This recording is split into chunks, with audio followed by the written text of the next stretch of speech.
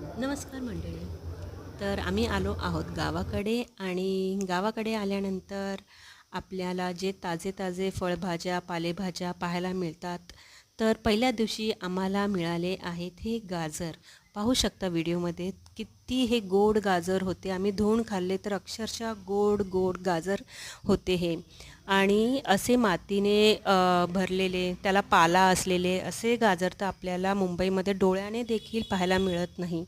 मुंबईमध्ये विक्रीला येतात ते फक्त फवारणी मारलेले पावडरची फवारणी त्याच्यानंतर इंजेक्शनवरती पिकवलेले असे काही ना काही प्रक्रिया केलेले फळभाज्या पालेभाज्या आपल्याला खायला मिळतात जे अनहेल्दी. परंतु गावाकडे आल्यानंतर हे जे काही असे लाईव्ह पाहायला मिळतं ते खूप आनंद देऊन जातं आणि आश्चर्य त्याहूनही. तर खरंच मनापासून सॅल्यूट, एक लाईक शेतकरी वर्गाला. धन्यवाद.